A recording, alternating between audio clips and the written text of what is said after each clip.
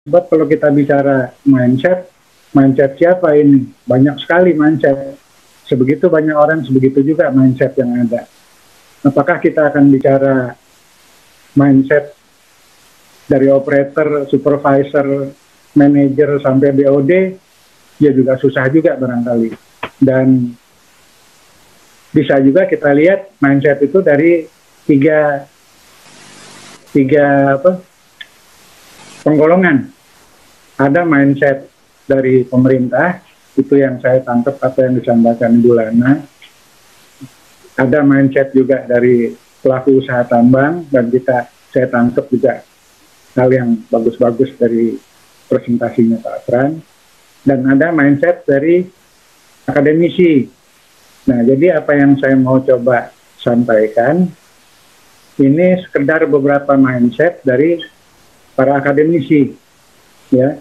Dan mudah-mudahan hal ini bisa bermanfaat buat kita untuk menyatukan lagi seperti yang disampaikan Ibu Kait tadi, supaya bisa kita sama-sama menyusun nanti satu mindset tentang mining safety, keselamatan pertambangan.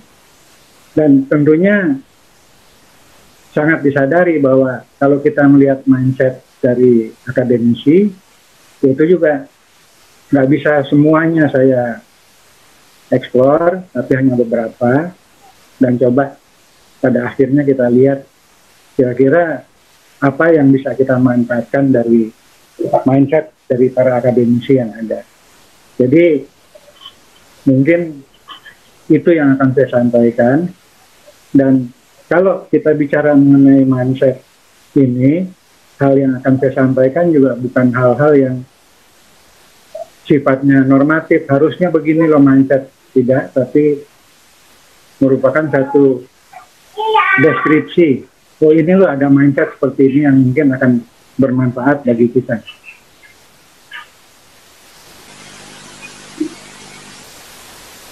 Nah, saya akan mulai dari yang umum aja dulu mengenai safety dan juga mengenai mindset. Mindset sebetulnya ya gampangnya kita anggap sebagai satu cara berpikir lah. Kalau lebih kompleks lagi ada yang disebut paradigm. Nah, mungkin lebih kompleks lagi orang sebutnya model. Atau kalau di dunia akademis ada yang disebut teori.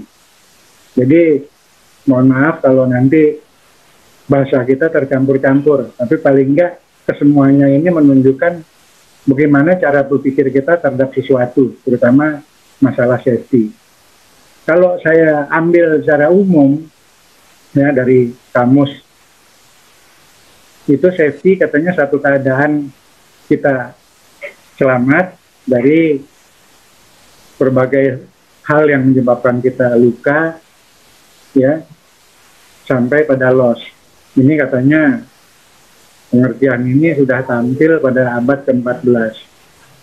Yang kedua, bisa juga diuraikan bahwa safety itu adalah proteksi, ya, atau terlindungnya kita dari kegagalan dan lain-lainnya sampai pada kecelakaan. Jadi yang pertama ada pengertian status atau kondisi menjadi selamat, yang kedua adalah perlindungan.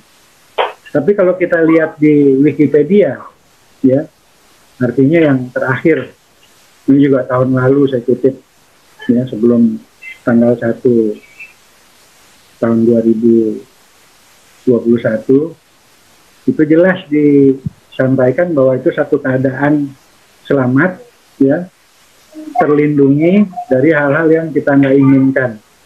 Dan juga ditambahkan bahwa mengendalikan, mengontrol hazard supaya kita bisa mendapatkan resiko yang bisa kita terima. Jadi ada 3 hal, ya, ada 4 hal malah.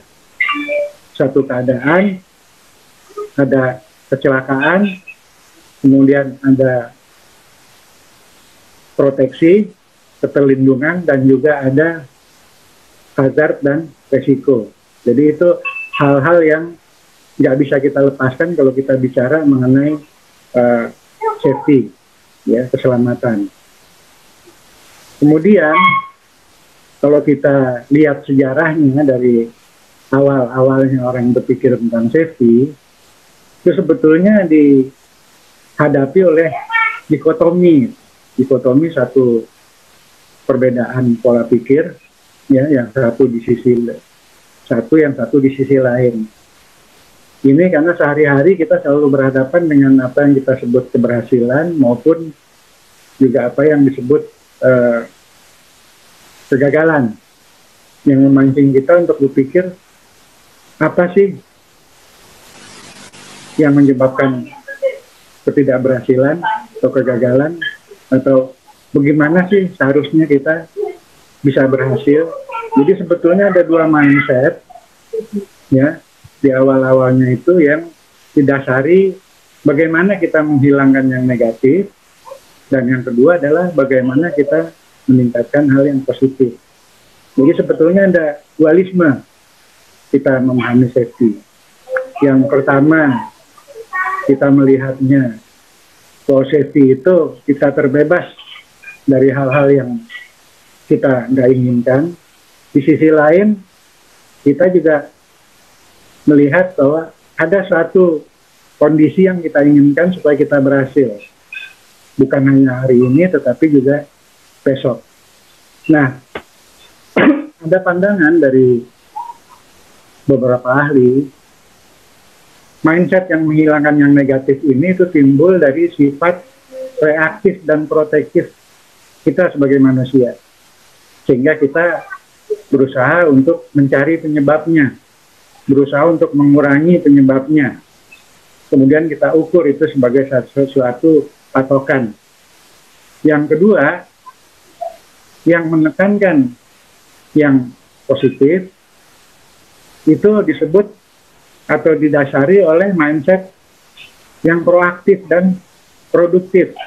Jadi dianggap safety itu bagaimana bukan hanya mencegah yang tidak kita inginkan, tapi juga menjamin bahwa sesuatu itu bisa berjalan dengan baik, sehingga kita perlu menambah, ya, sesuatu yang benar, yang baik, dan meningkatkan kemampuan-kemampuan kita untuk belajar, merespon, dan memonitor, dan mengantisipasikan kemungkinan-kemungkinan yang bisa terjadi. Ada juga yang beranggapan yang berpikir mengeliminasi itu lebih banyak dipengaruhi oleh pola pikir kausalistik, sebab akibat. Sedangkan yang berpikir mengenai mencari hal-hal yang positif, itu dianggap berpikirnya probabilistik, mencari kemungkinan-kemungkinan yang baik supaya kita nggak jelek. Nah, ini juga kalau kita lihat pengertian ini juga tampil, ya, di dalam apa yang kita kenal dengan maturity scale, ya, baik di safety maturity scale, kemudian juga ada risk management maturity scale, ada juga yang disebut safety culture maturity scale. Jadi kelihatannya safety itu punya rentang dari yang reaktif sampai produktif. Dan ini juga timbul macam-macam pandangan, ya. Ada yang basic, reaktif, plan, proaktif, sampai pada yang resilient. Dan saya mengamati, ya, perkembangan yang ada kelihatannya dalam sistem manajemen keselamatan SMKP kita itu di perencanaan awal juga didorong oleh pemerintah nampaknya kita untuk punya safety yang resilient, ya. Jadi inilah adanya dikotomi di dalam kita mindset kita mengenai safety.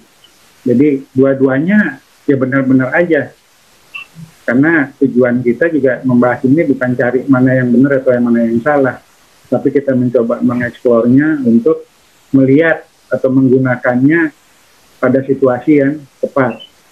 Nah, apa yang terjadi itu kita bisa lihat dalam perkembangan pola pikir atau mindset selanjutnya, ya. Pola pikir yang ingin menghilangkan hal yang negatif dengan pola pikir yang ingin meningkatkan yang positif itu berkembang di dalam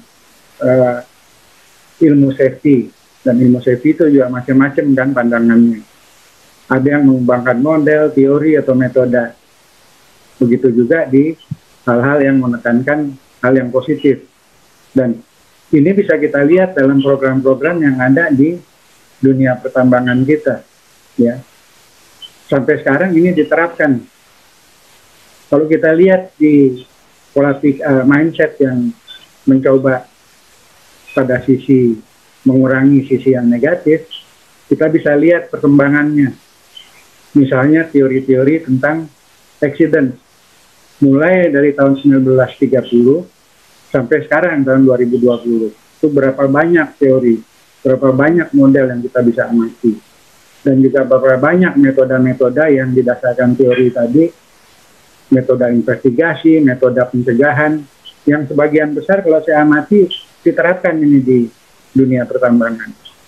Dan ini juga banyak dikatakan oleh para ahli, perkembangan ini juga sangat dipengaruhi oleh pola pikir, mindset lagi, mindset yang berpikir linier, ya, yang artinya berpikirnya sekuensial, urut-urutan, sehingga dibagi teori itu menjadi simple linear sampai kompleks linear, sampai yang berpikir non-linear dan system thinking. Dan kita bisa amati perkembangannya dan program-program yang diterapkan di berbagai tambang, ya. Begitu juga di yang mindsetnya positif, timbul juga model-model atau teori-teori yang membawa kita pada hal-hal yang positif. Timbullah pandangan, ya, supaya safety perilaku harus bagus misalnya, supaya safety awareness harus bagus, leadership harus bagus. Di sisi lain berkembang juga supaya safety, ya, sistem manajemen harus bagus, organisasi harus bagus. Begitu pula katanya budaya juga harus bagus. Ini kita bisa amati perkembangannya dari mulai tahun 30 sampai sekarang. Ini pun juga diwarnai oleh cara berpikir yang linear maupun yang sistem, ya, sehingga timbul pandangan-pandangan dari ahli. Kalau nilai teori itu ada yang sifatnya mekanistik, kausalistik, ya, dan jadi bermacam-macam mindset atau paradigma yang kita hadapi dalam perkembangan keilmuan di masalah safety, ya. Dan yang menariknya, menurut beberapa kajian, kita itu punya kecenderungan inkonsistensi, gitu. Sehingga karena ada dikotomi, ini bercampur pandangan yang dasarnya menghilangkan yang negatif bercampur dengan pandangan yang meningkatkan yang positif. Maka kita kenal sekarang program-program misalnya tingkatkan budaya keselamatan atau tingkatkan sistem manajemen. Tapi balik lagi kepada pola pikir eliminasi. Untuk apa tujuannya? Supaya nggak celaka. Ini terjadi. Tingkatkan budaya untuk zero accident. Padahal model atau teori atau mindset yang dari meningkatkan yang positif itu tujuannya ya untuk meningkatkan yang positif, bukan tujuannya untuk menghilangkan yang negatif. Nah, ini juga kita bisa lihat sebetulnya kalau kita melihat apa yang disebut dan yang kita kenal sampai sekarang, apa yang kita kenal dengan lagging indicators maupun leading indicators. Lagging indicators kan itu gambaran sesuatu yang negatif, atau juga ada leading indicators, gambaran yang positif. Beberapa ahli melihat bahwa apa yang disebut lagging indikator itu adalah gambaran masa lalu, katanya. Dia menganalisa performance kita yang kemarin, bukan yang sekarang, ya. Jadi dianggap itu satu tren yang bisa kita dokumentasikan, ya. Jadi dianggap menceritakan tentang pengalaman kita atau upaya perjalanan kita dalam mencapai tujuan untuk yang negatif ini berkurang. Memang gampang katanya kita melihat hal yang negatif itu, tapi ternyata dalam prakteknya juga nggak mudah kita melakukan perubahan-perubahan. Karena ini didasari katanya oleh pola pikir yang reaktif dan protektif, sehingga kita kenal apa yang disebut lagging indicator. Begitu juga leading indicator, ini katanya hanya prediktor, bukan menunjukkan performance kita saat ini. Dia cuma meramalkan bahwa kita akan bagus kalau kita punya leading indicator ini. Seperti misalnya ada behavior, ada sistem, ada organisasi, kemudian ada budaya. Itu cuma prediktor, nggak menjamin kita akan seperti itu. Tapi itu faktor-faktor yang akan mendukung kita untuk bisa kerja atau berkinerja dengan baik. Jadi dia cuma indikator peramal gitu. Dan itu susah ngukurnya. Susah kita ukur. Batasannya apa sih? Budaya yang bagus, perilaku yang bagus, sistem yang bagus. Tapi gampang kita lakukan. Kita terapkan. Seperti contoh tadi pada yang disampaikan oleh Pak Fran, bagaimana dia mendorong leadership, mendorong awareness, dan yang lain. Tapi ukurannya katanya susah kita ukur. Yang kemarin dengan yang sekarang, leadership itu bedanya apa? Mungkin pada objek yang sama yang kita ukur. Jadi ini merupakan gambaran dari pola pikir kita yang proaktif dan juga produktif. Atau kalau kita pakai skala dari basic, dari yang dasar sampai yang resilient seperti yang dikemukakan oleh DTLMB, ya. Dan ada yang berpendapat kalau begitu ukuran kita sesuatu itu safe atau enggak, cukup nggak dengan lagging dan leading indicator, ya. Mana yang harus lebih besar, apakah lagging atau leading? Nah, ini pengalaman juga yang saya cerita, ikut dengan Pak Eko waktu itu masih di Supomo. Kita ikut di UI itu, ikut penilaian tentang K3. Ini selalu update waktu kita diskusi gimana kita mengukur tambang yang dapat award emas, kemudian perunggu dan yang lainnya. Ini terjadi satu hal yang dinamis, dan saya lihat satu hal yang positif, bagaimana kita mencoba mengukur soal indikator keselamatan itu seperti apa, ya. Apakah laggingnya lebih banyak atau leadingnya lebih banyak, atau kebalikannya. Itu kan satu hal yang mungkin akan memancing kita untuk diskusi lebih lanjut, ya. Dan ada ahli juga yang coba membahas sebetulnya indikator current-nya apa sih. Kalau ada lagging leading, indikator current-nya apa? Ini juga menjadi bahan diskusi kita, mempengaruhi mindset kita untuk melihat apa safety itu sebenarnya, apa sih keselamatan pertambangan, ya, sebenarnya. Apa current indicators itu? Ada yang mengatakan ya itu produktivitas, itu cash flow, itu juga terkait dengan namanya jumlah unit yang dipunyai, seperti yang digambarkan Pak Fran di awal tadi. Itu kan gambaran tentang ini loh perusahaan saat ini loh punya unit sekian, punya jumlah apa namanya site sekian, jumlah SDM sekian dengan profilnya, kemudian juga jumlah lahan sekian besarnya. Nah, ini yang menjadi tantangan. Tapi saya yakin, ya, data ini, kalau kita bicara data, apalagi industri 4.0, ini kan salah satunya adalah masalah data yang besar. Saya yakin kalau dimasukkan ini, mungkin kita bisa dapat satu profil, ya. Mana tambang yang celakanya sekian, produksinya sekian, jumlah SDM sekian, dan punya indikator leading yang sekian. Nah, itu mungkin akan bermanfaat untuk kita bersama untuk melihat program-program secara menyeluruh. Karena ada pandangan juga banyak program yang dilakukan sekarang, ya, ada program yang accident based, ada program yang risk based, kemudian ada program lain lagi yang mungkin akan bisa lebih efisien gitu. Jadi ini tantangan juga, gimana kita menyusun indikator untuk yang selamat itu, tambang yang selamat itu yang seperti apa sih?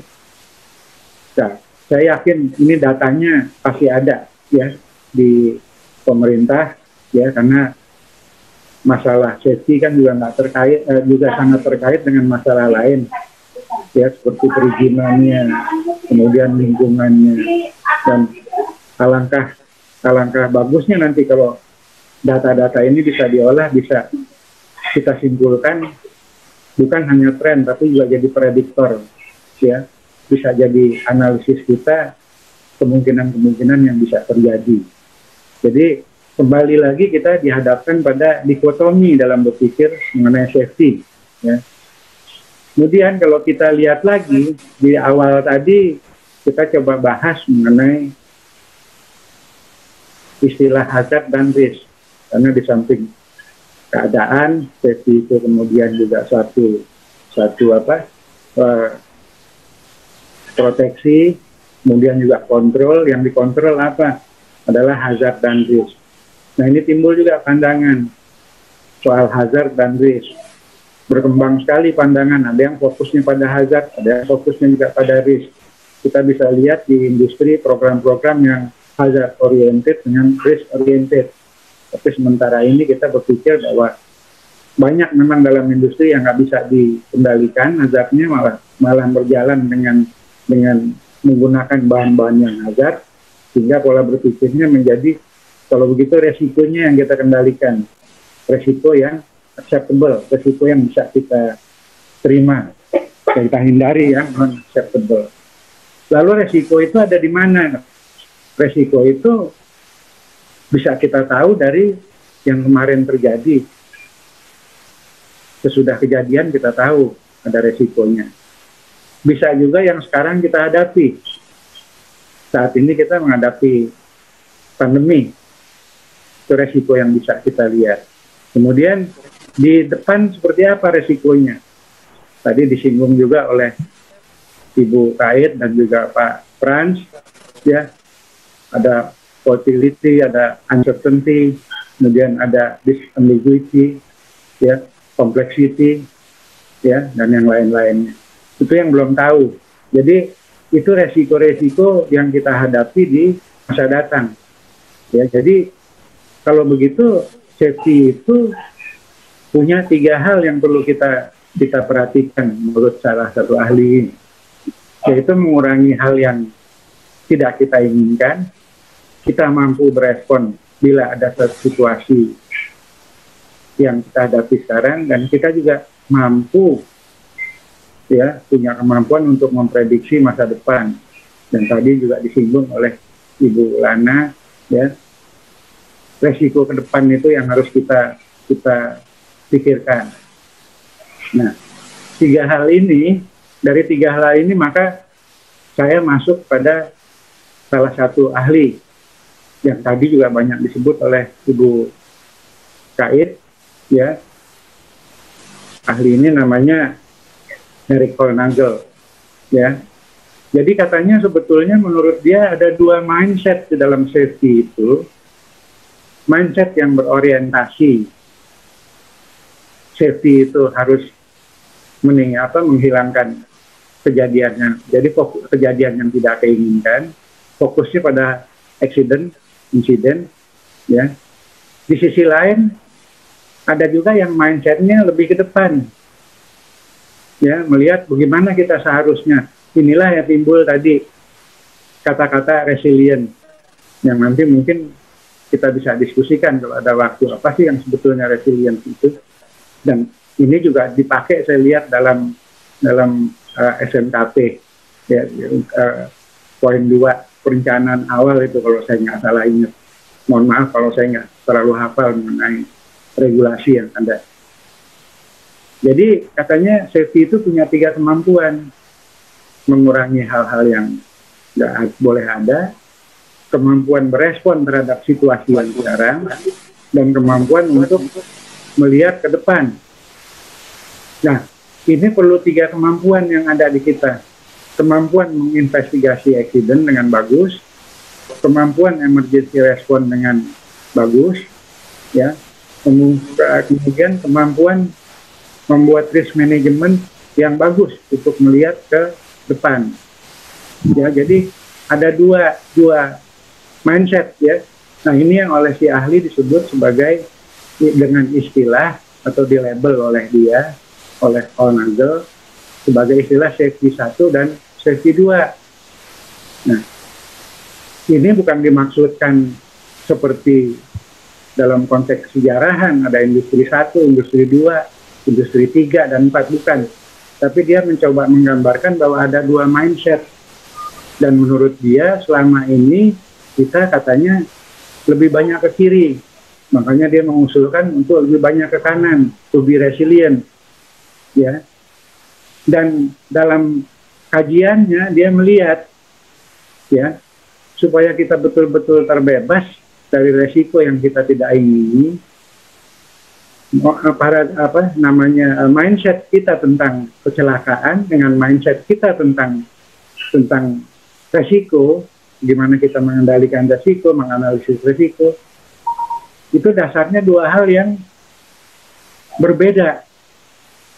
Kebanyakan kita melihat insiden, accident, kemudian mencari causesnya. Sedangkan di sebelah kanan, jadi mindsetnya beda. Yang di sebelah kanan mencari probability. Bahkan sekarang mencari uncertainty, gimana ngitungnya. Nah, ini 2 mindset yang bertolak belakang. Ya, jadi dia memotret bahwa ternyata kita banyak nggak konsisten dalam hal ini. Artinya kita melihat accident dengan konsep tahun 30-an, katanya menurut dia ini, sedangkan risk management juga melihatnya dengan cara tahun 50-an sampai 70-an. Nah, jadi dia berpikir ini harus develop, harus berkembang, apalagi ke depan katanya. Nah, ini yang menjadi salah satu tantangan kita. Dan kalau kita perhatikan konten aspek atau elemen mengenai insiden investigation, insiden mengenai tanggap darurat atau mitigasi, kemudian elemen mengenai risk management, itu hal-hal yang ada di dalam SMKP kita kan. Jadi sebetulnya itu sudah masuk dalam sistem kita. Tapi mungkin yang dikendaki oleh si ahli ini ya tentunya updating dengan kondisi yang kita hadapi sekarang, terutama kondisi besok katanya. Karena ketiga-tiganya ini dalam sistem manajemen kita mencoba mengelola resiko yang sudah pernah terjadi, kemudian juga resiko yang sekarang kita hadapi, dan menarik tadi bahasan dari Pak Frans dan Bu Lana, bagaimana dia mencoba menggambarkan safety terkait juga dengan resiko yang sekarang kita hadapi di bidang kesehatan, ya, dan juga risk management. Nah, ini yang belum banyak ditingkatkan. Dan sehubungan dengan ini, Erik Hollnagel itu punya satu teori tentang accident yang disebut functional resonance analysis method. Cara pikirnya tidak lagi dalam konteks linear accident itu dilihat, tapi dalam kerangka sistem. Ya, jadi mungkin saya bisa lanjut, ya. Dan oleh karena itu dia mengajak kita untuk meredefine, mendefinisikan kembali safety.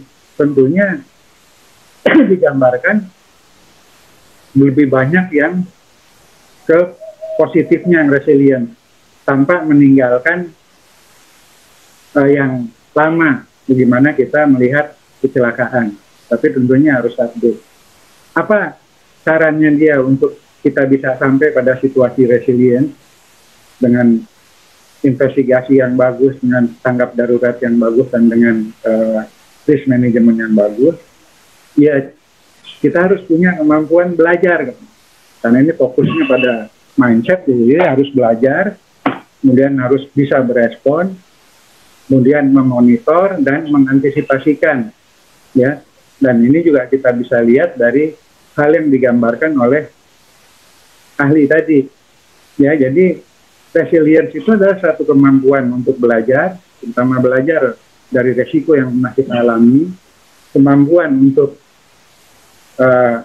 aktual untuk menanggapi apa yang terjadi sekarang, dan juga kritikal, ya, memonitor, mengawasi, dan kita juga mendapatkan hal-hal yang baru. Selama ini kita monitor IBPR atau apa, itu berubah nggak risknya, ya. Kemudian juga punya kemampuan untuk antisipasi, untuk melihat tadi yang disampaikan, ya, ada ketidakjelasan, ya, kemudian ada kompleksitas yang kita hadapi, dan macam-macam lagi, ya.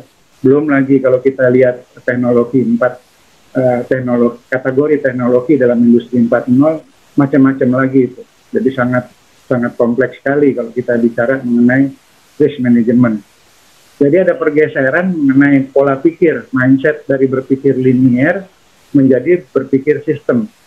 Dan kemampuan ini bukan hanya di orang, tapi juga di kelompok, ya, lebih luas lagi di organisasi, bahkan lebih luas lagi pada tingkat yang lebih tinggi, kesemuanya lah, ya.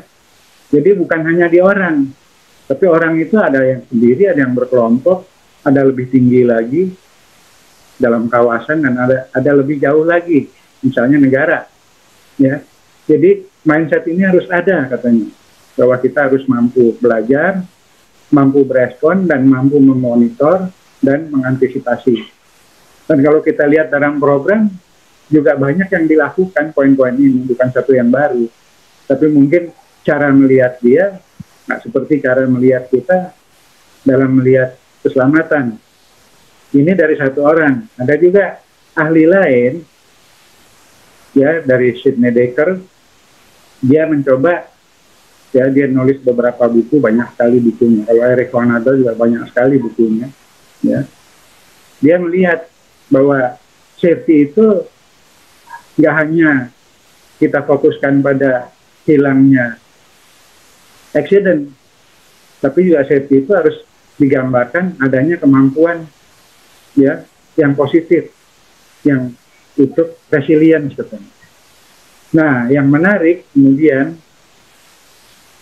dalam pandangannya itu, manusia itu bukannya problem yang mesti kita kontrol, tapi manusia itu adalah solusi buat kita menjadi produktif dan resilient.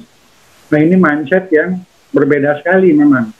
Dan kalau kita belajar dari ilmu human factors, mereka melihat manusia dalam sistem, tapi juga melihat sistem yang di dalamnya ada manusia, ya. Dan kita bisa belajar juga dari kawan-kawan kita di manajemen, mindset tentang manusia dari zaman tahun 50-an sampai sekarang berubah. Dulu mereka melihat manusia sebagai personel, terkenal bagian personalia. Kemudian berubah pada puluhan tahun berikutnya. Manusia itu resource, bukan hanya di manage, tapi juga dikembangkan. Sekarang berubah lagi, manusia itu kapital, katanya. Bahkan yang terakhir itu, manusia itu bisnis partner, katanya. Partner. Konsekuensinya apa? Pandangan tentang manusia akan tampil dari program-program yang ada. Nah, kita belum punya gambaran nih, saya juga belum punya gambaran di pertambangan, terutama keselamatan tambang, itu kelihatan manusia sebagai apa sih? Nah, mungkin ini juga jadi satu bahan diskusi yang menarik. Apakah kita masih melihat manusia yang mesti dikontrol karena dia sumber kecelakaan? Nah, ini juga ada tuntutan kita untuk mulai bergeser pemikiran-pemikirannya. Dan lebih menarik lagi, safety itu bukan tanggung jawabnya birokrasi, tapi safety itu tanggung jawab etis. Ini terkait dengan soal human right mungkin, ya. Dan kalau kita bicara etis, ya mungkin di dalam profesi safety yang kita alami sekarang masih longgar barangkali. Tapi kalau kita bicara teman-teman di profesi kesehatan atau di obat namanya, atau di akuntansi, Mereka punya standar-standar etik untuk menjalankannya yang kalau kita langgar bisa bisa dipersoalkan. Mereka punya. Mohon maaf Pak Ridwan. Iya. Iya Pak. Standar. Kebetulan Pak Ridwan lagi nyampaikan standar ya. Waktunya standarnya 5 menit lagi Pak Ridwan. Oke, kalau gitu saya lompat aja lah. Karena ada yang lebih penting di sini. Karena kalau nggak tuntas nanti mindsetnya jadi melencong Pak Eko.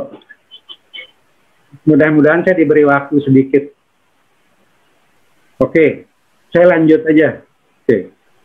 Nah, ada satu orang lagi dari MIT, profesor juga namanya Nancy Levinson.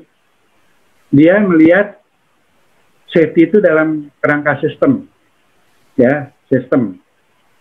Artinya menurut dia ada 2 di dalam safety. Yang dikenal dengan work safety, itu yang dianggap, yang dikatakan oleh dia, itu yang dibahas oleh Nagel dan Sidney Dekker. Sedangkan Levinson melihat dalam sistem.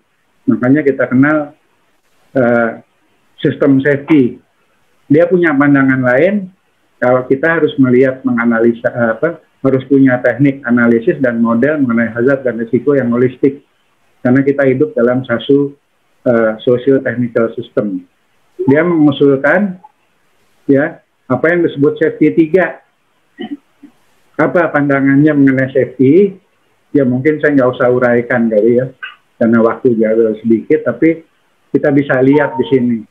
Dan yang menjadi tantangan kalau menurut saya, karena dia melihatnya sebagai sistem, penjelasan tentang accident, itu dilihat accident itu terjadi karena pengendalian yang tidak adekuat dari hazard. Jadi katanya cara berpikir linear dan root causes itu nggak bisa dipakai dalam sistem safety. Ya. Kemudian bagaimana ya, kita menginvestigasinya, kita coba melihat bagaimana pengendalian struktur dari pengendalian safety itu gagal dalam mencoba melihat mencegah kecelakaan, loss. Gimana melihat manusia itu melihat secara fleksibel, sistem harus dirancang untuk manusia sebagai fleksibel dan resilient. Bagaimana kalau kita lihat kinerja orang, kinerja sistem yang bervariasi. Nah, sistem harus didesain ya supaya masing-masing bisa dengan variabilitasnya bisa berkinerja dengan baik, supaya nggak ada terjadi konflik antara unit produksi dengan unit safety dengan unit yang lainnya. Dan performance sistem itu harus dilihat secara keseluruhan. Karena dalam sistem itu ada operator, ada hardware, ada manajer. Jadi ini harus dirancang supaya batasannya menjadi jelas. Mungkin ya, itu hal yang saya persingkat, dan kemudian ya saya lompat aja. Kalau terkait dengan teknologi 4.0 ini, tadi juga sudah dijelaskan, mungkin saya explain lagi. Ada 4 hal yang perlu diperhatikan di K3 yang menurut Levinson ini namanya work safety, bukan sistem safety. Gimana pekerjaan, tadi juga sudah disampaikan Pak Frans dan Bu Lana, gimana resiko-resiko yang baru kita hadapin. Kemudian bagaimana, tadi juga Bu Lana cerita soal perkembangan di kerangka di regulasi dan peraturan-peraturan, dan bagaimana juga perbaikan-perbaikan yang dilakukan oleh pemerintah dalam sistem manajemen keselamatan kita. Jadi kurang lebih seperti itulah ya. Mungkin saya nggak perlu detail ya, dan ini yang menjadi tantangan kita. Pekerjaan berubah, hazard berubah, peraturan berubah, dan sistem juga mulai melakukan perubahan. Dan kita nggak tahu kita ini sebenarnya di mana. Ya, saya sendiri juga susah menyimpulkan mindset kita sekarang soal safety itu di mana sih. Tapi kita bisa membaca ada mindset regulator, ada mindset pelaku tambang, dan ada mindset akademisi seperti yang tadi saya sampaikan. Kemudian di industri 4 harusnya kan begini, industri 4 mindset kita di dalam industri 4. Nah, mungkin itu yang menjadi tantangan kita, dan saya nggak bisa simpulkan, tapi mungkin saya punya satu usul. Kalau kita bicara mining safety, mindset safe work perlu masuk nggak? Mindset sistem safety, safe system harus masuk nggak? Kemudian apa yang harus kita perhatikan dari aspek-aspek yang timbul dari yang sudah dibahas sebelumnya, ya. Kemudian bagaimana definisi kita tentang safety, bagaimana prinsip-prinsip manajemen kita susun, bagaimana mindset kita tentang accident, bagaimana mindset kita tentang manusia, dan bagaimana mindset kita tentang variasi dari performance yang kita hadapi. Dan mungkin bisa juga kita pikirkan elemen-elemen lain dalam kita mencoba merangkum apa yang disebut mining safety. Dan saya sangat yakin, ya, saya nggak begitu hafal regulasi, tapi rasanya batasan safety juga ada di regulasi. Keselamatan tambang, keselamatan operasi, ya, dan ada K3. Di manajemen juga kita punya SMKP, di prinsip-prinsip manajemen. Penjelasan accident juga tadi juga disinggung. Aspek manusia juga pasti saya yakin ada yang disupport oleh regulasi. Tapi biasanya regulasi kan nuntutnya minimal, bukan yang ideal. Sehingga kalau bisa kita menyusun sesuatu yang beyond compliance, ya. Dan ini memang bukan satu yang mudah, dan juga kita harus melihatnya seperti tadi yang disampaikan Ibu Kait.